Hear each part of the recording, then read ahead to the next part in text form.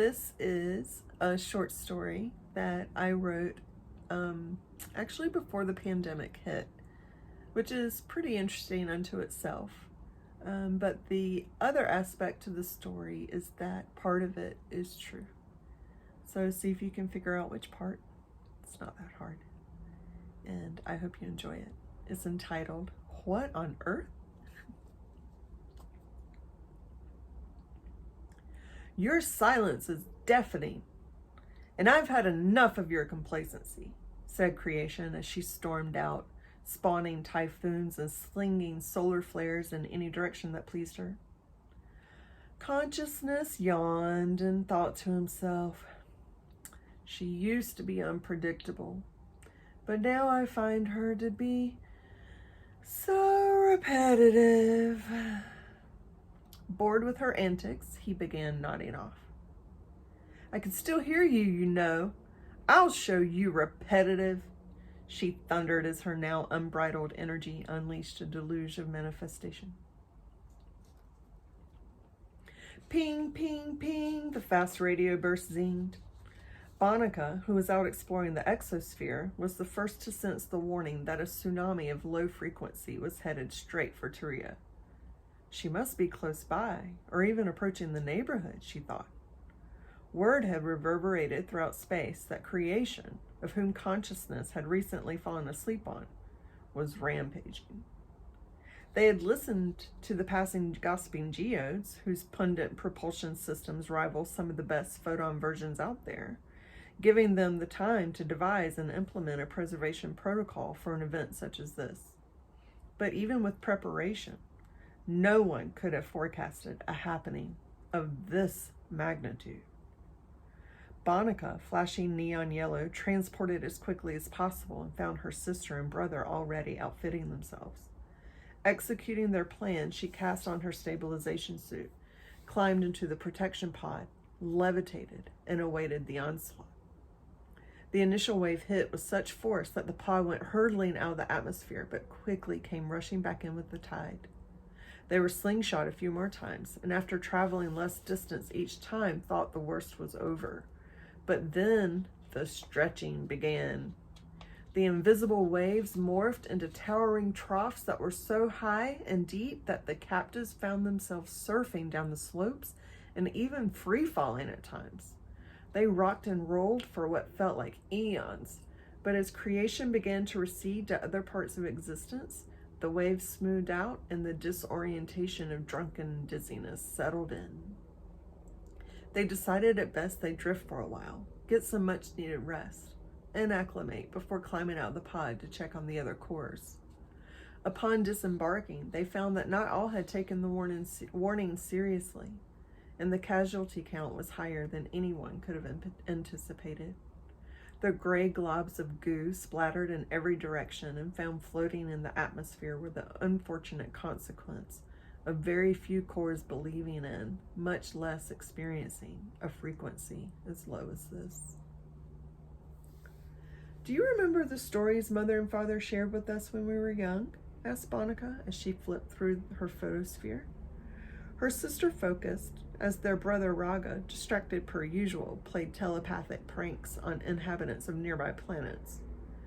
Bonica holographically shared a memory as Shraddha replied, Yes, but those were fables meant to entertain us.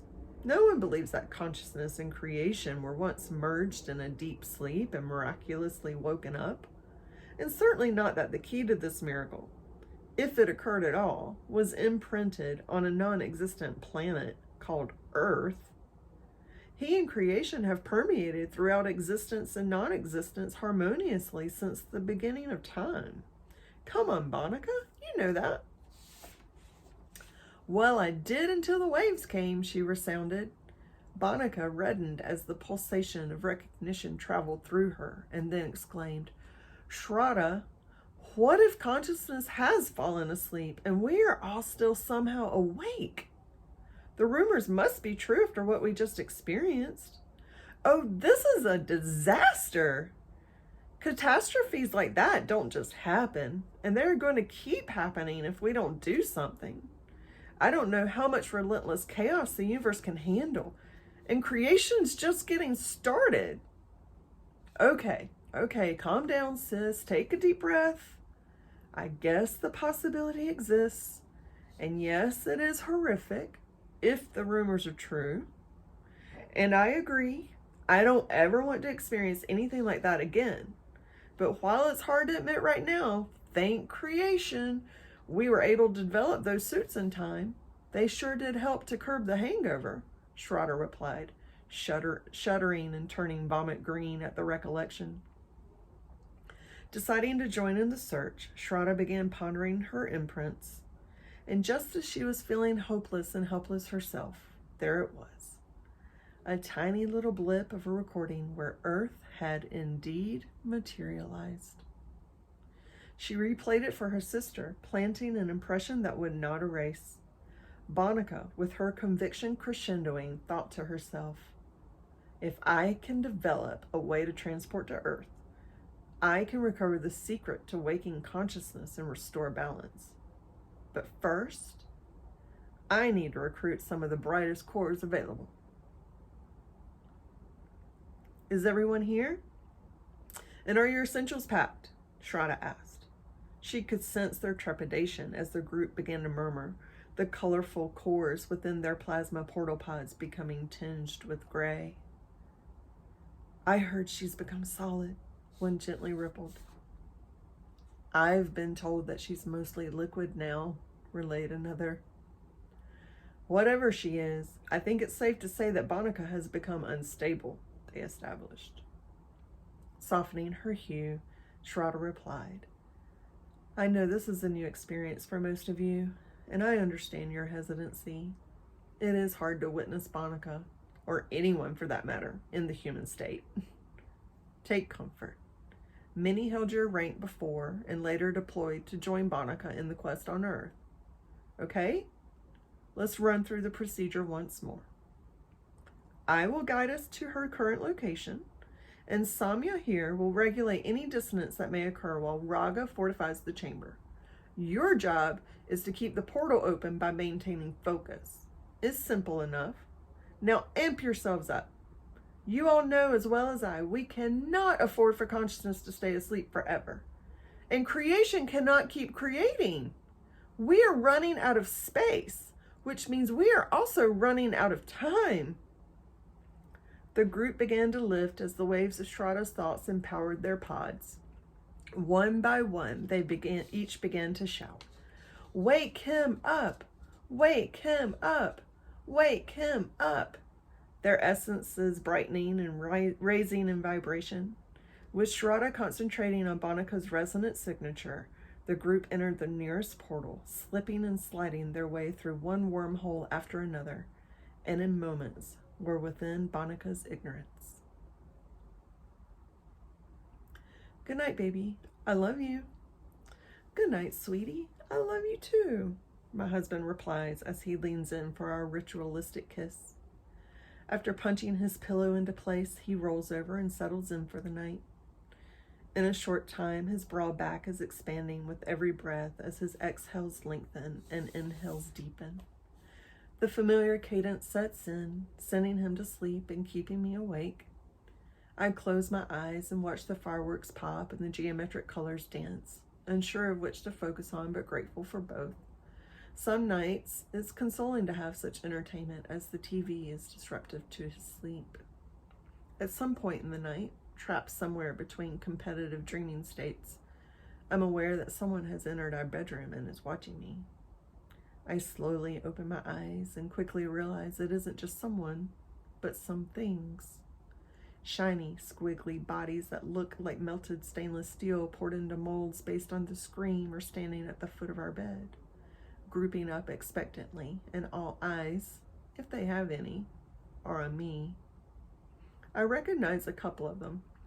They've brought others with them before to different bedrooms in the various places I have called home. One is male and the other female, although they have no distinguishable body parts. It's something about the way they emote that is telling.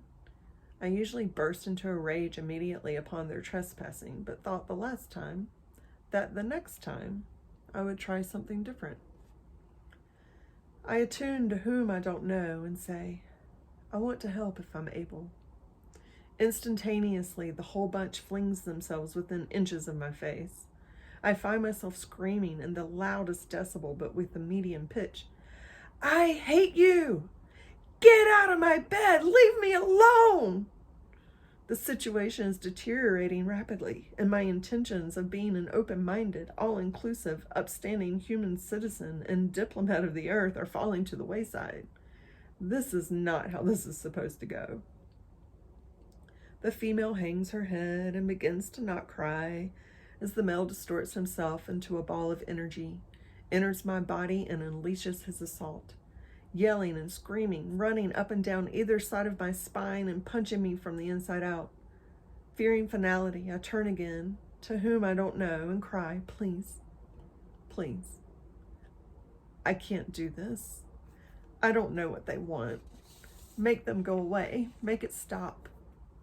My body is still undulating from the thrashing when I turn my plea to a higher power. Suddenly, I'm floating above my body in its shrinking despair as peace and light suffuse my being.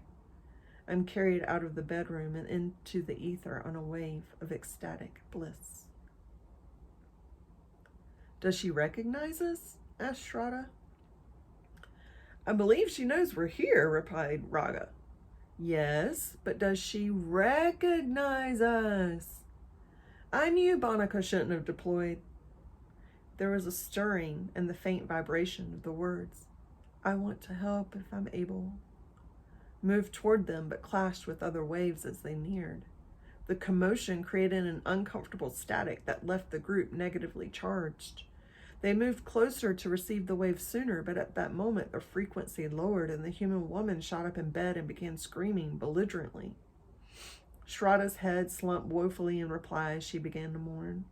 Raga flung himself in a burst of energy he nor the others could afford into the body of the woman. Moving up and down her spine and matching her rage, he beat her from the inside out. While inside, he could hear her pleas to Samya.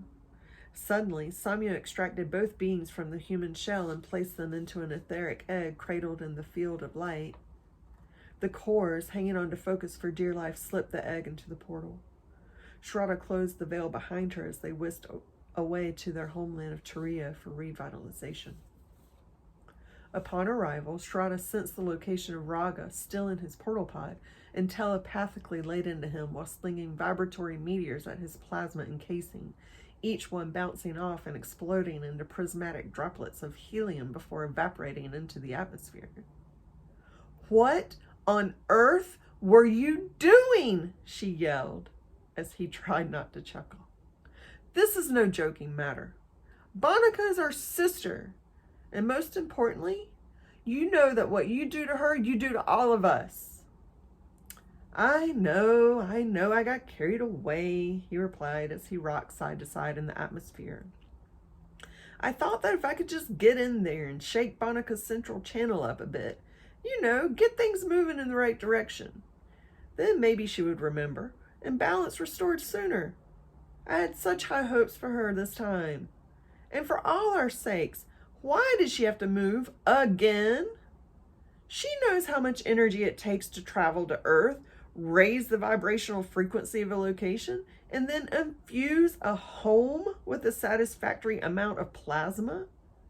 And why can't she move to a convenient place like Glastonbury? Or what about that place out in what do they call it?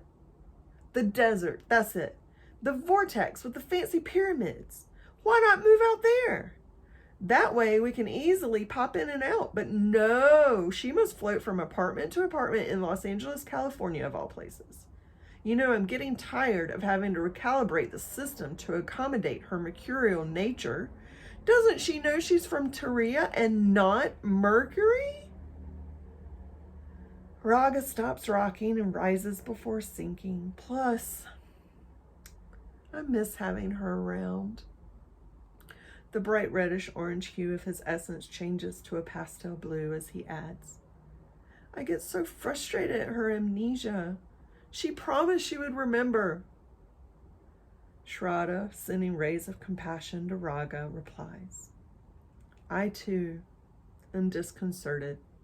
at how long it is taking. But you know you can't force the process. And your rushing her along isn't safe for any of us. It could trigger a glitch in the system and throw everything in existence and non-existence into further disarray. And no one has been able to wake consciousness up since he went back to sleep, so we're all doing our best. Hopefully this will be the last move for a while, and she has made great strides in the last few pulses. I know it doesn't always feel worth the effort, but look at all that we've become privy to since the campaign began. She believes the answer is on Earth, and I believe in her. Now go get some rest, refocus your attention, and move on to more melodic projects until we get to revisit her. Shraddha transported to the holding facility and found Bonica restoring among other prospectors who had joined in the search. Her temporary acclimation unit was glowing prismatically and vibrating in the chamber at the highest frequency available before returning to the sack of skin and bones still lying in bed next to the other human. Sister, I asked you not to go on another mission, but you are so stubborn with your campaigns and slogans. Aim higher, wake him up, retrieve the knowledge. The shell you chose and its accompanying circumstances are far too challenging this time, and the gravitational field on Earth is too heavy. They are crushing any memory you took with you, and the knowledge so obscure that I don't know if we will ever find the key to reawakening consciousness. I know you think you can find an Earth on Earth through trial and error, but my hope is waning, and I'm afraid we're losing you. Shraddha turned a pastel pink warm with peach and said, in the meantime, remember the codes you've previously discovered. Emptiness is your ally. By focusing on a single point, you can broaden your mind and create the space necessary to save creation and us from herself. It does seem like you're on the right path. Keep practicing, keep exploring, and someday, maybe, consciousness will awaken once again. At that moment, the egg changed to a glowing golden light, signaling Bonica's readiness to return to its human on Earth. Remember the task at hand. Hold on to emptiness. We need space. And sister, we will never stop supporting you. Shraddha beamed, floating alongside the egg for as far as she could. Upon waking, I gasped for air as if someone has removed a pillow from my face, one heartbeat away from expiration. I notice that my mind is blank and there's a stain of emptiness that I can't explain. I look around, bewildered, and have no idea where I am. There is movement beside me, and I'm startled to see something. Or someone. I begin to panic as I try to figure out what or who it is. I remember that I am human and that this is a person, but cannot remember his name. What is his name? He looks familiar. I think he's my, what is the word? Husband? I feel a heaviness and pressure in my lower stomach, now infused with nausea, and realize I need to pee. Out of nowhere, my husband's name comes to mind, triggering the thought that I may also have one. I get up on defective legs and make my way to the toilet. Moving along with thinking jogs my memory, and my name re-enters my mind along with my ego. Fear is setting in, and shortness of breath accompanies it as I begin to question if I am alive or dead. My mind becomes more confused as I gasp for air. I don't know what is real, and I'm slipping in and out of a revolving door seemingly made of transparent sheets of paper that are also somehow opaque. But I don't wake my husband. It is near the time for him to go to work, and I will not wake him to tell him that I have lost my mind. I resolved to go back to sleep and hope I will feel more alive upon waking. Placing one hand on my belly and the other on my heart, I hold myself as I begin to tremble. Who were those beings? What did they want from me? I watch my husband's back. expanding and contracting, and reluctantly doze off. Namastasye, namastasye, namastasye, namo namaha. I raise myself from prostration and make my way into the kitchen, turn the back burner on, and stare out into the city. It's winter here, and the sky is clear. I can see for miles. There's a gentle breeze blowing, and the palm tree outside our window dances to a song made by the rustling of its leaves. It's peaceful again. For now. The tea kettle whistles, reminding me that I turned it on. But I've forgotten how to make the tea. The end. Sweet dreams, everybody. I hope y'all have a beautiful night and a good day tomorrow. Mwah.